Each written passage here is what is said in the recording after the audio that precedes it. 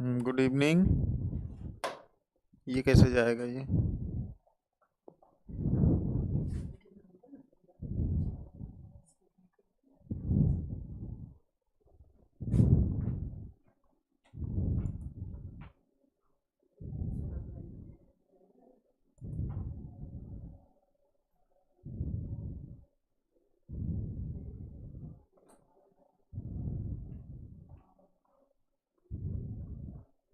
आवाज़ आ रही बेटा सबको?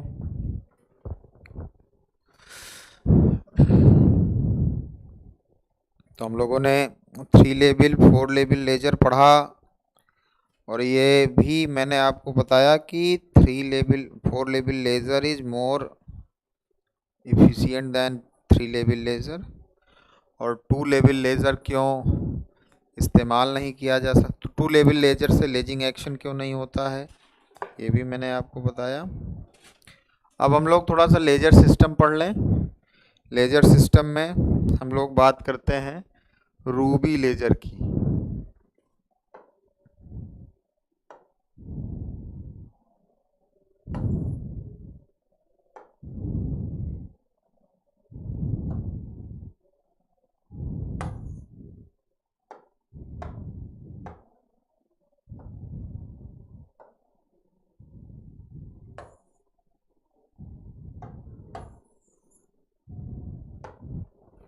हम लोग बात करते हैं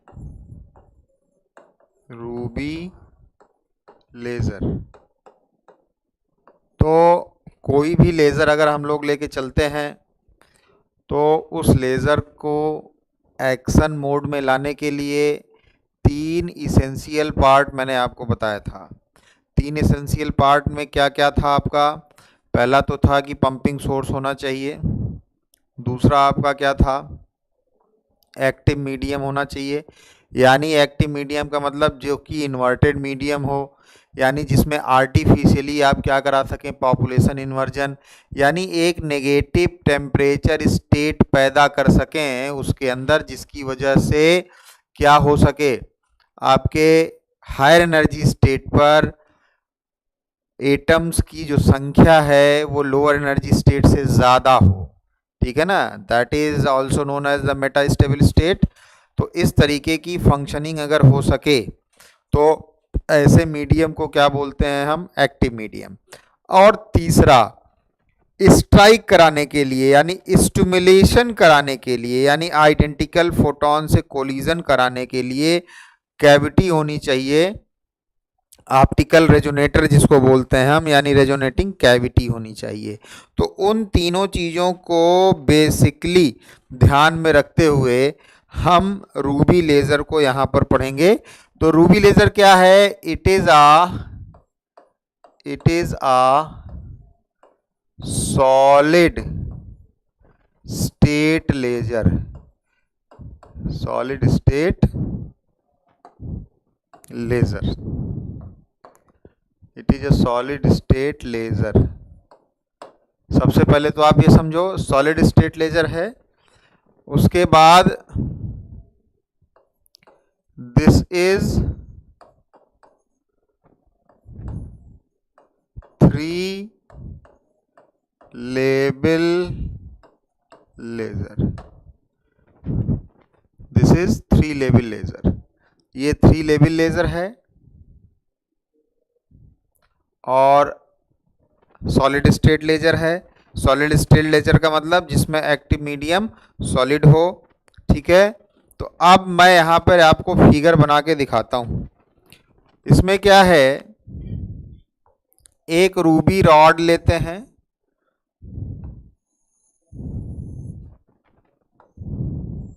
लगभग 2 से 30 सेंटीमीटर लंबी, रिक्वायरमेंट के आधार पर। ये रूबी रॉड है।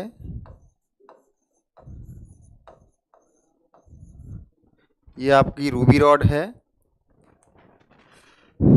अब इसी में हम क्या करते हैं, जेनान फ्लैश लैम्प का इस्तेमाल करते हैं।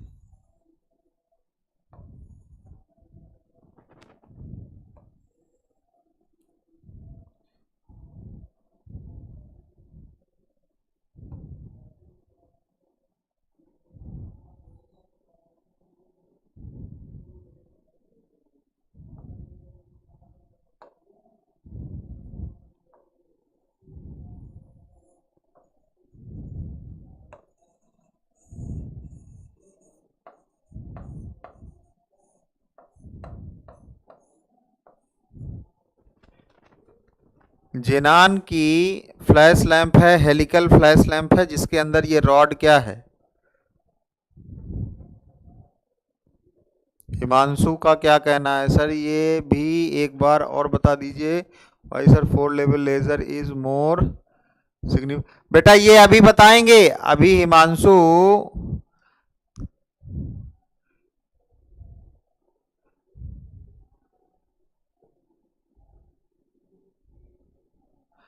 अभी आपके जितने भी क्वेश्चंस हैं सब इसी में आ जाएंगे, मत परेशान होइए। जब रूबी लेजर पढ़ाएंगे, हीलियम नियॉन लेजर पढ़ाएंगे, तो सारे आपके जो क्वेश्चंस हैं वो कंप्लीट हो जाएंगे।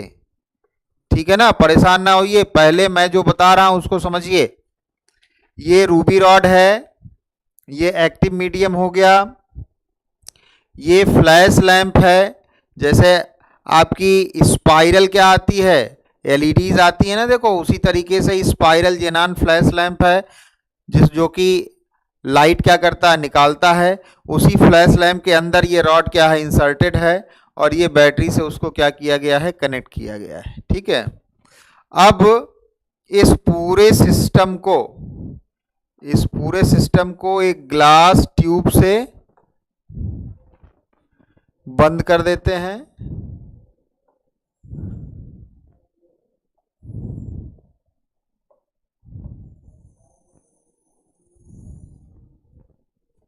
जिसमें एक एंट्री पॉइंट ये है, एक एग्जिट पॉइंट ये है। यहां से नाइट्रोजन एंट्री करते हैं, यहां से नाइट्रोजन निकलती है जो इसको ठंडा करती है। ठीक है ना, तो ये आपका है। अब या इसको पॉलिश कर देते हैं, पॉलिश कर देंगे तो ये मिरर जैसा बिहेव करेगा। इसको पॉलिश कर देते हैं तो ये भी मिरर जैसा बिहेव करेगा, लेकिन ये क्या है, फुल्ली सिल्वर्ड है, फुली सिल्वर्ड। ठीक है ना, और ये क्या है, पार्शियली सिल्वर्ड।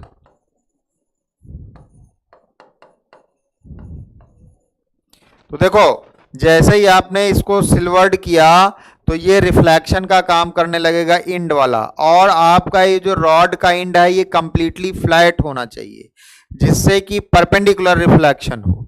ठीक है, तो इन्हीं के बीच में वो आपका काम होता रहेगा कि यहां से रेडिएशन चलेगा और इधर से निकल नहीं पाएगा, फिर चलेगा, तो ये आपस में क्या करते रहेंगे, टक्कर करते हुए ये एम्प्लीफिकेशन करते रहेंगे। इसी को बोलते हैं रेजोनेटिंग कैविटी। तो ये रेजोनेटिंग कैविटी बन गई आपकी। ठीक है, और यहां से आपका क्या निकल आएगा, लेजर निकलेगा। यही आपका लेजर है।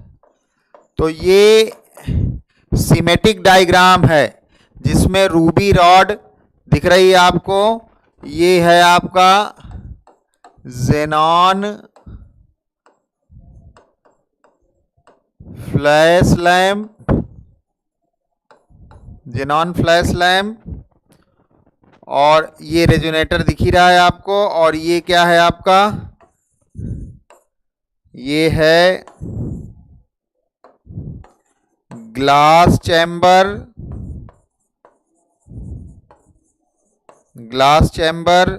और इसमें नाइट्रोजन गैस क्या होती है, अंदर की तरफ जाती है और यहां से निकलती है।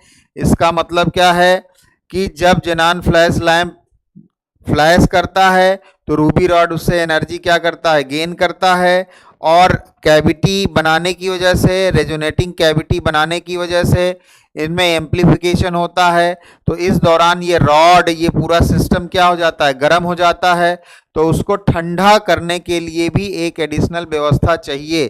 तो उसको ठंडा करने के लिए क्या करना पड़ता है कि एक ग्लास चैम्बर में ये सिस्टम बंद करते हैं, और एक तरफ से नाइट्रोजन एंट्री करते हैं इनलेट, और एक तरफ आउटलेट। तो ये पूरे अंदर सिस्टम में घूमते हुए ओवर हीटिंग को नॉर्मलाइज करने के लिए क्या होता है, ये यूज किया जाता है। फुली सिल्वर्ड कृष्णकांत, ये फुली सिल्वर्ड लिखा है, ये partially silvered.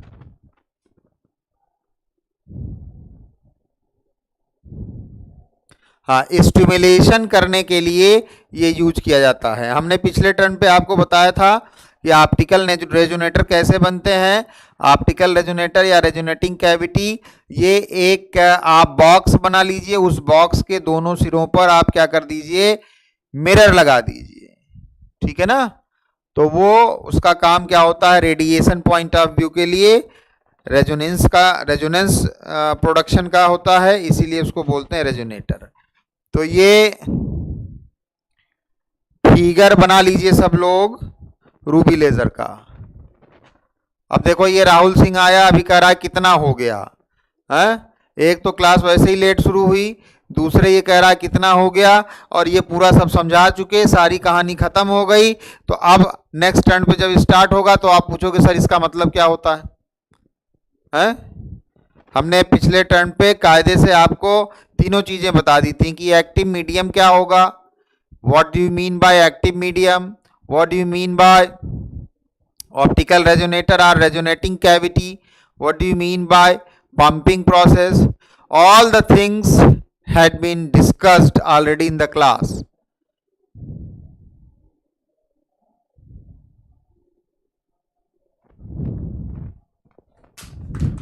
If you revise from your notes regularly whatever we have to write, then no confusion else.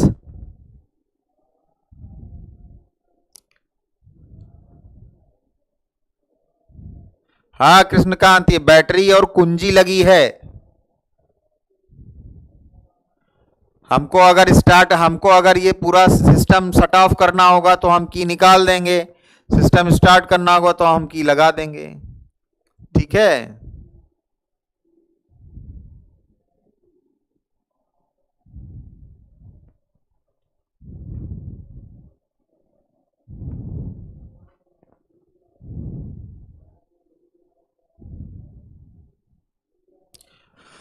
तो अब देखो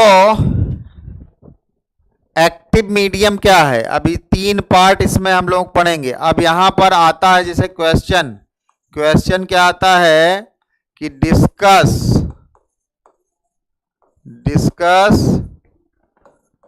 कंस्ट्रक्शन एंड वर्किंग ऑफ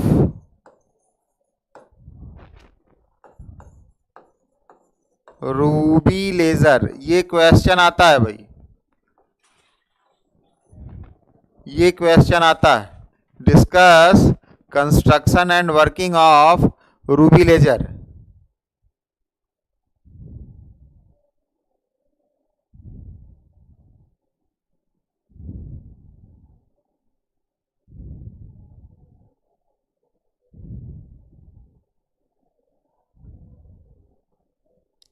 तो अभी हमने जो आपको बताया वो सब कंस्ट्रक्शन पार्ट हैं। तो इस कंस्ट्रक्शन पार्ट में सबसे पहली बात आती है एक्टिव मीडियम की। एक्टिव मीडियम, ठीक है ना, एक्टिव मीडियम की बात आती है। तो सब लोग इस फिगर को देख के बताओ कि इस रूबी लेजर में एक्टिव मीडियम के रोल में क्या है।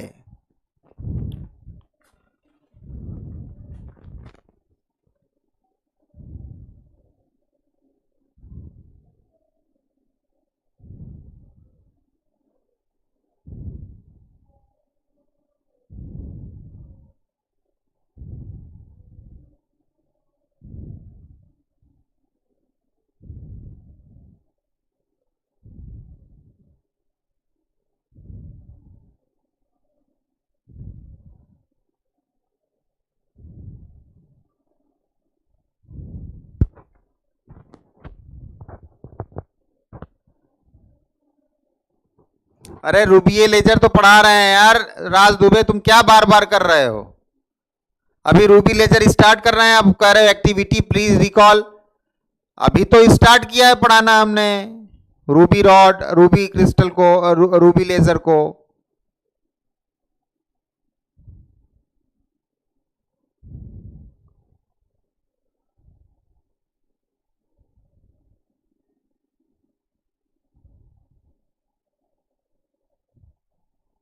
अभी हमने रूबी लेजर स्टार्ट ही किया है, ये सिर्फ फिगर बनाया है कि क्या उसका स्कीम है, सिमेटिक डायग्राम क्या है, उसके आधार पर अब हम लोग उसका कंस्ट्रक्शन पार्ट लेके चल रहे हैं। तो रूबी लेजर को बनाने के लिए या किसी भी लेजर को बनाने के लिए तीन इसेंशियल पार्ट की जरूरत है, जिसमें पहला इसेंशियल पार्ट हम लेके चल रहे हैं एक्टिव मीडियम। और अभी हमने पूछा कि एक्टिव मीडियम के रोल में क्या है, तो सबने सही जवाब दिया रूबी रॉड। तो यहां पर हम लिख सकते हैं कि इन रूबी लेजर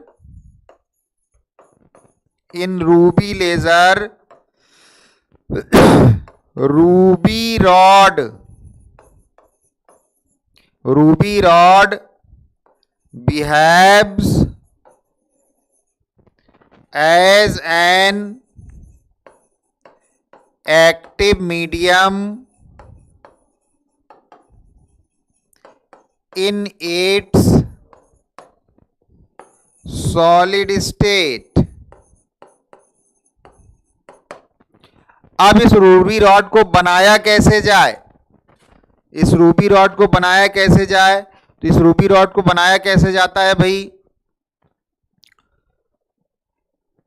एल्यूमिनियम का ओर क्या होता है मालूम है किसी को? एल्यूमिनियम का ओर अयस्क,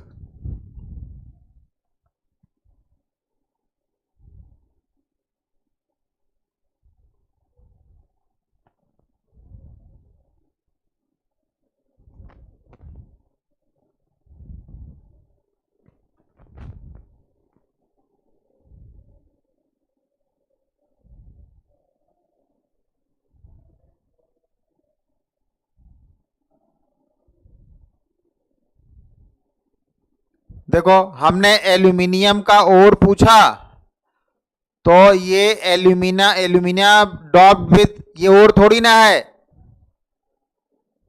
नहीं बॉक्साइट है एल्यूमिना, ठीक है। तो रूबी रॉड कैसे बनती है, Ruby rod is made by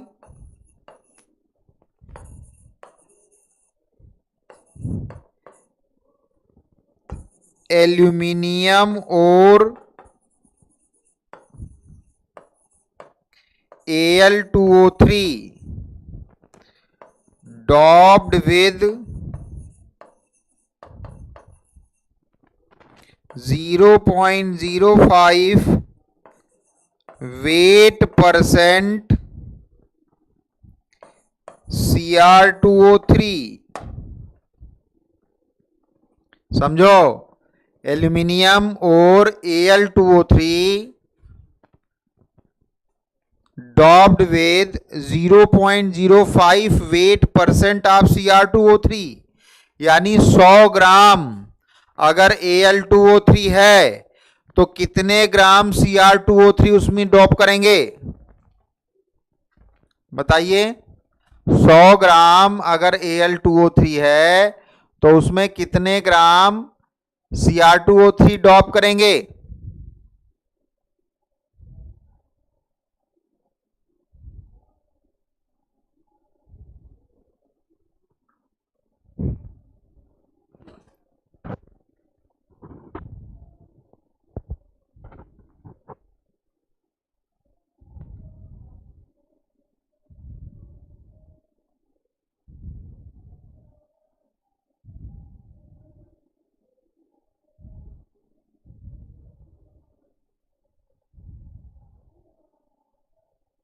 समझ में आ रहा है ना कि कितने कम। तो अब इस डोपिंग में क्या होगा, इस डोपिंग में क्या होगा कि Cr tri positive replaces some of क्या, एल्यूमिनियम ट्राई पॉजिटिव। ये 5 ग्राम कौन बता रहा है भैया? अरविंद कौन सी गणित पढ़े हो? अभयदीप सिंह, 100 ग्राम में 5% 5 ग्राम होगा ना, कौन गणित पढ़े हो भैया? राज दुबे तुम भी 5 ग्राम ओनली।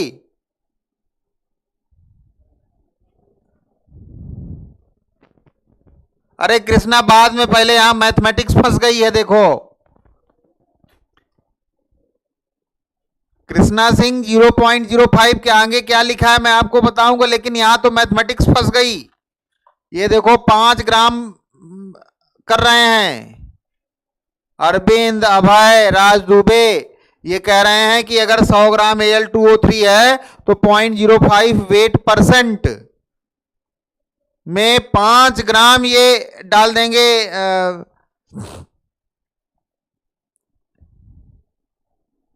Cr2O3 सही लिखा कि नहीं? कुछ लोगों ने 0.05 लिखा, कुछ लोगों ने 5 ग्राम लिखा।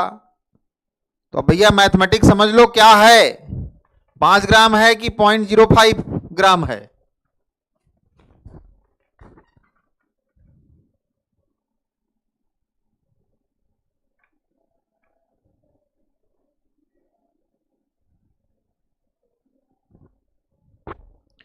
पॉइंट 0.05 है यार।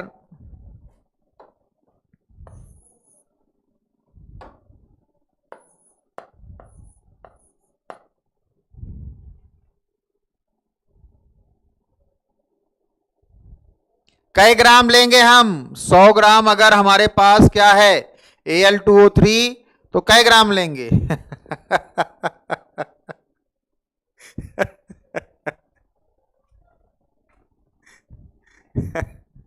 अरे भाई कुछ तो दिमाग के साथ चला करो। चलो तो अब इस डॉपिंग से क्या होगा? Due to which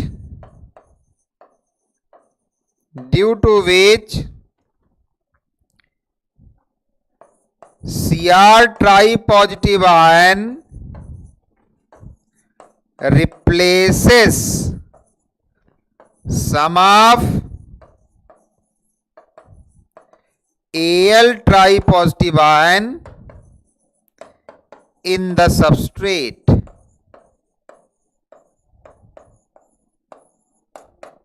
In the substrate.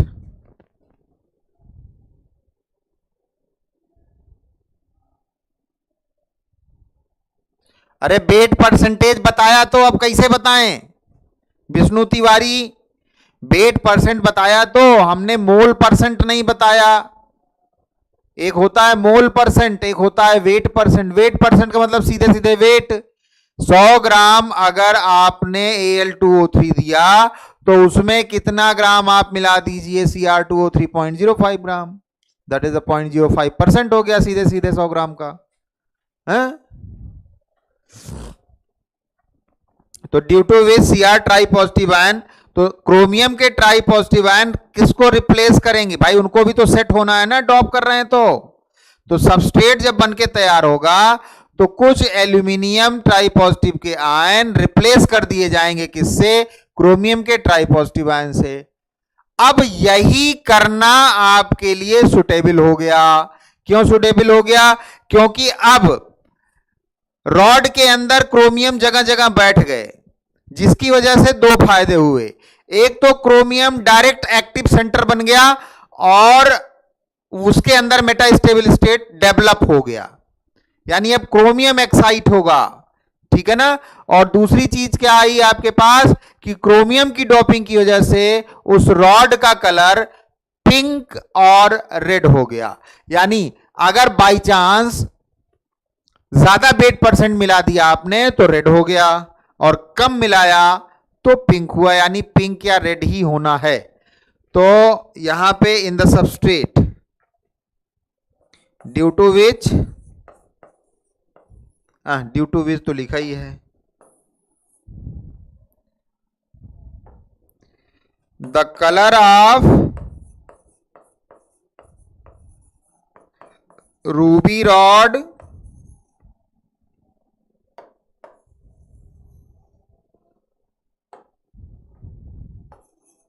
becomes pink or red because of chromium ions, and these chromium ions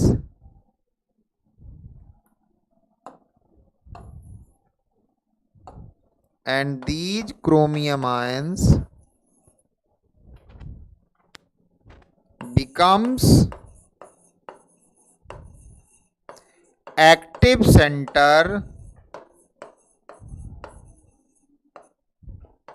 inside the rod। यानी अगर हमारे पास ये रॉड है,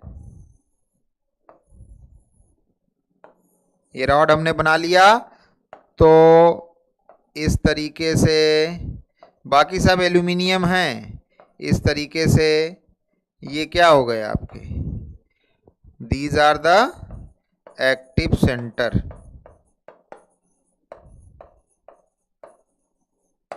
तो भैया समझ में आया एक्टिव मीडियम का डिस्क्रिप्शन रूबी लेजर में।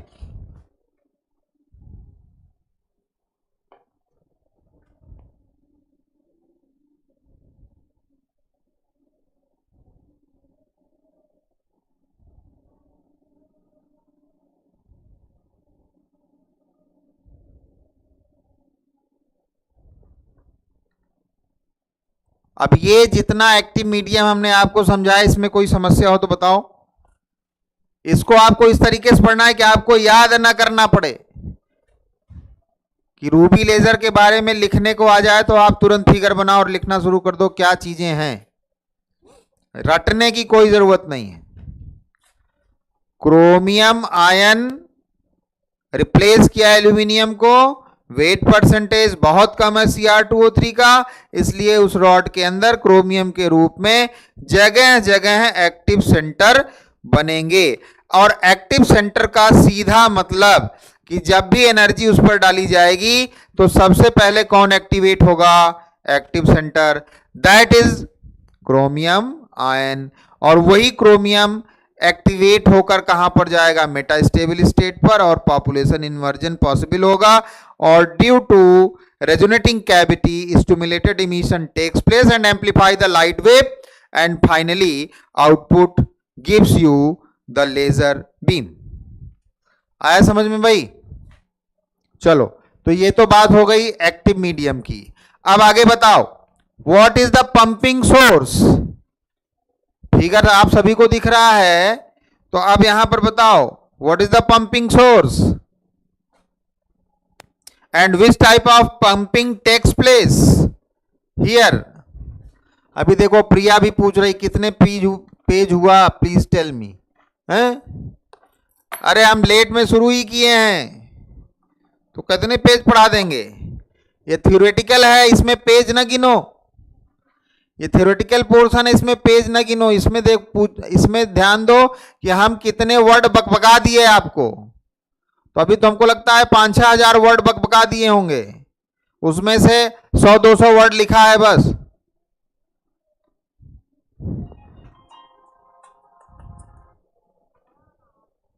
बोलो। अभी वहीं पे हो कोचिंग? हाँ, क्लास में। अच्छा, अभी फोन करते हैं। हाँ, आलू ले रहे हैं अंकल जी क्या? हम्म।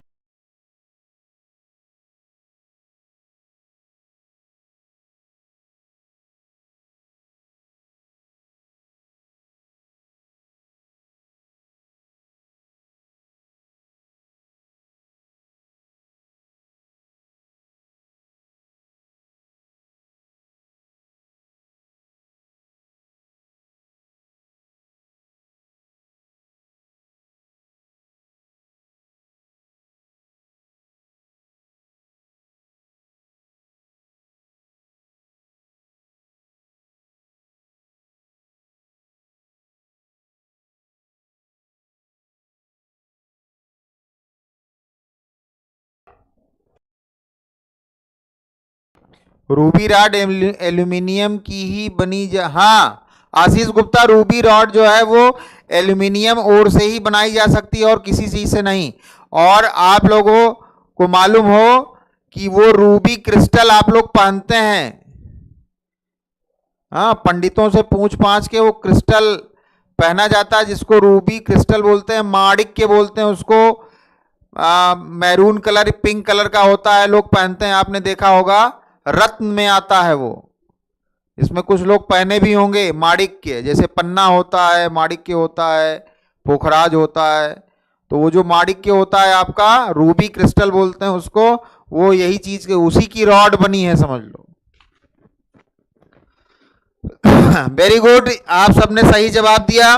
जेनान फ्लैश लैम्प का इस्तेमाल किया जाता है एज अ पंपिंग, और ऑप्टिकल पंपिंग का इस्तेमाल किया जाता है। तो जो सेकेंड पार्ट है यहां पर, that is pumping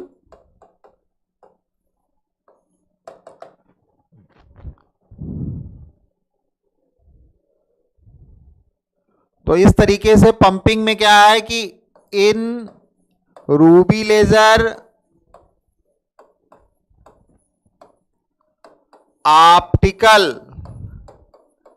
optical pumping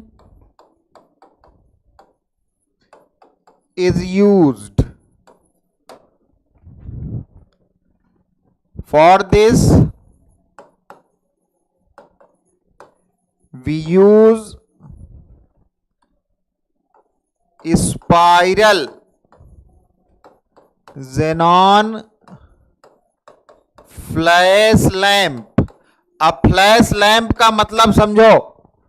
flash lamp का मतलब कि अगर आपने एक बार सप्लाई दे दी तो ये बराबर नहीं जलता रहेगा, ये बराबर लाइट आउटपुट नहीं करता रहेगा। ये लाइट का आउटपुट करेगा, फिर बंद हो जाएगा अपने आप ऑटो, फिर करेगा, फिर बंद हो जाएगा, फिर करेगा, फिर बंद हो जाएगा। इसका इसलिए यूज किया गया कि अगर हम बराबर लाइट भेजते रहेंगे तो एक ऐसी स्टेज आ जाएगी कि रूबी रॉड बहुत जल्दी गर्म होती है, तो रूबी रॉड गर्म होगी, मेल्ट हो जाएगी, डिस्ट्रॉय हो जाएगी। तो उससे भी बचाव ये करता है। उसके बावजूद भी ये गर्म हो जाता है, जिसको हम ठंडा करने के लिए क्या करते हैं, एक एडिशनल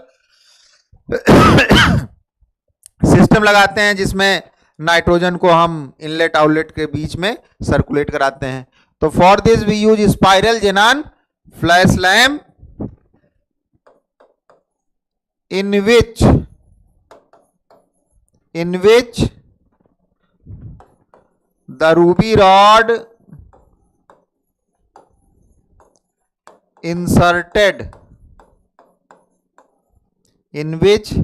ruby rod inserted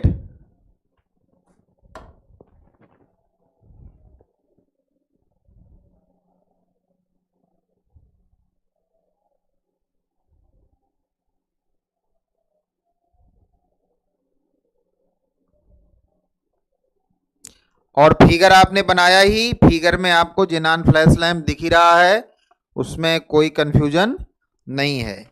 अब तीसरा, थर्ड क्या, ऑप्टिकल रेजोनेटर। तो ऑप्टिकल रेजोनेटर कैसे बनाया गया भाई, बताओ। ऑप्टिकल रेजोनेटर कैसे बनाया गया, अभी फिगर में हमने समझाया है।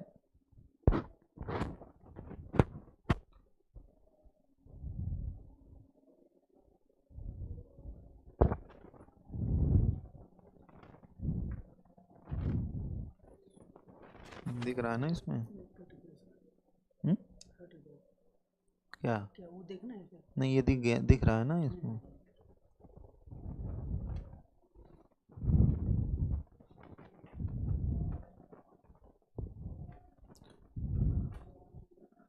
ऑप्टिकल रेजोनेटर कैसे बनाया जाता है,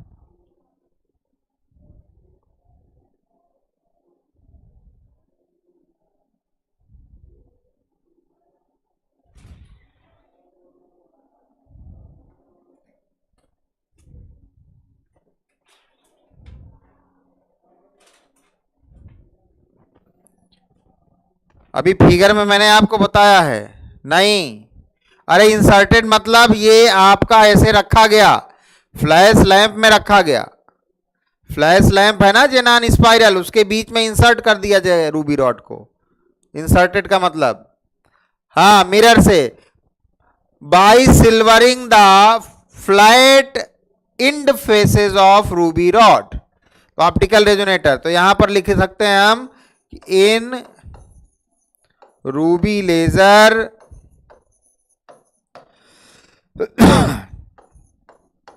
ऑप्टिकल रेजोनेटर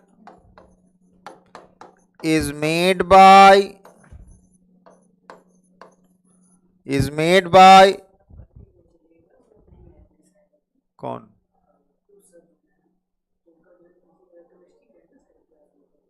किसकी? हाँ हाँ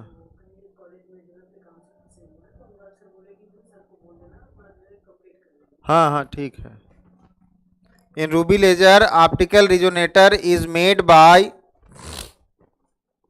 in ruby laser optical resonator is made by silvering the flat end faces of flat end faces मतलब इधर वाला और इधर वाला, flat end faces of ruby rod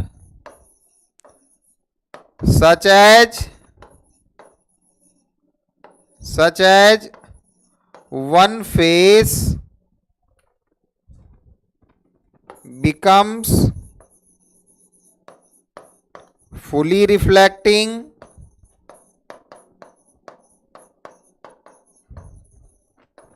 and another face becomes partially reflecting.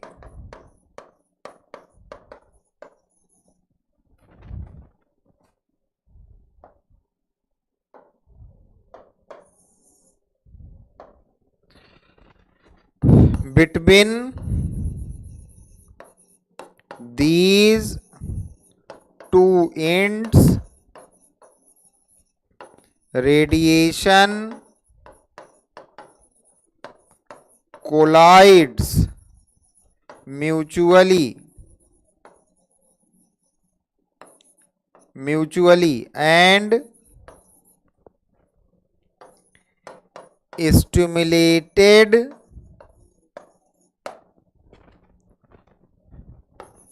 emission takes place, and finally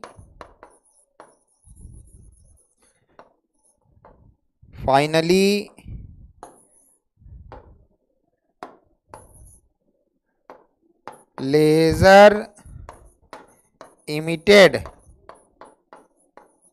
from partially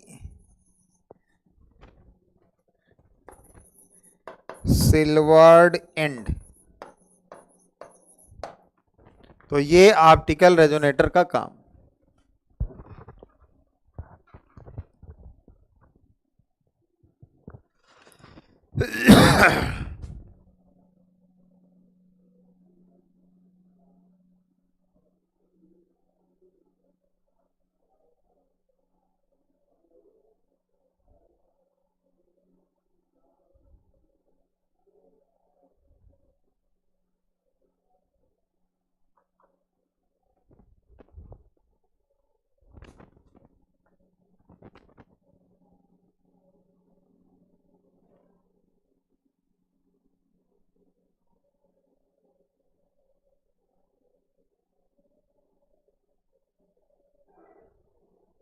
तो लिख लिया भाई इतना सबने?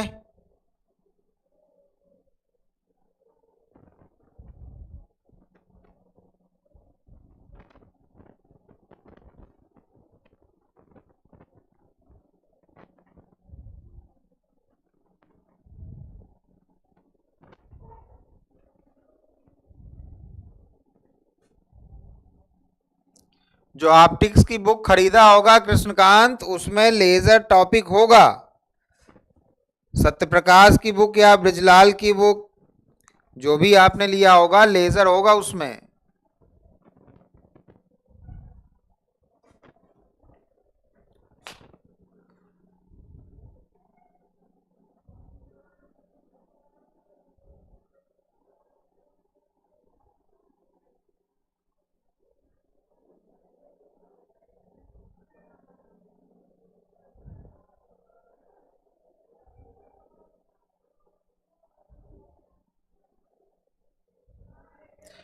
अब कंस्ट्रक्शन पार्ट में इसके अलावा कुछ छूट रहा है भाई? कंस्ट्रक्शन पार्ट में इन तीन के अलावा कुछ और छूट रहा है?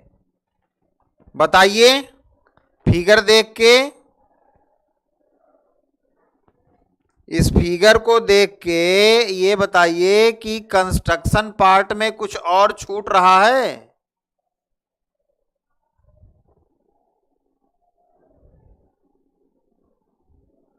हाँ, माइकलसन इंटरफेरोमीटर है हिमांशु, पढ़ाएंगे हम।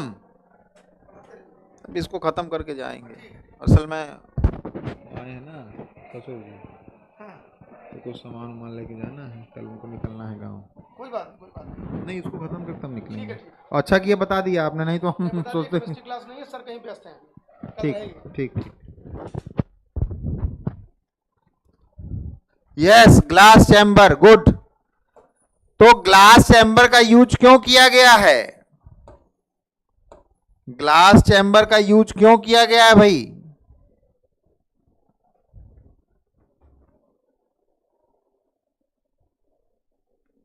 ग्लास चैम्बर का यूज क्यों किया गया है?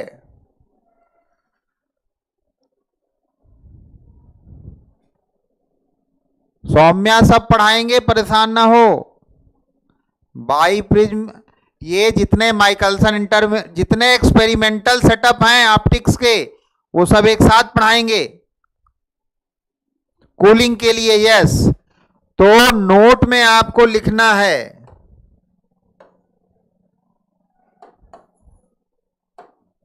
नोट में आपको लिखना है यहां पर, to avoid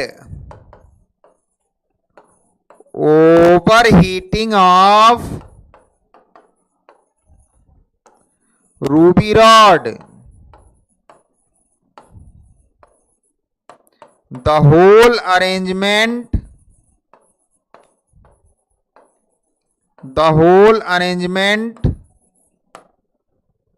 to avoid overheating of ruby rod, the whole arrangement enclosed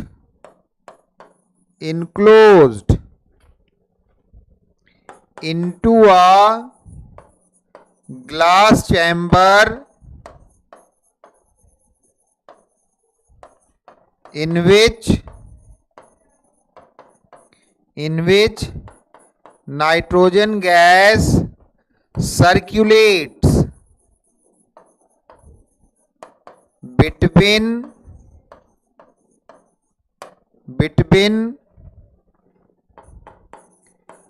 inlet and outlet,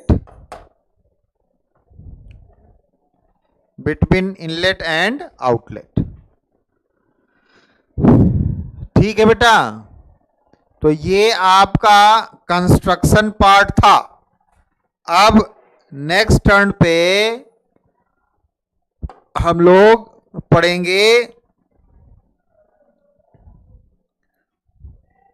working and energy level diagram.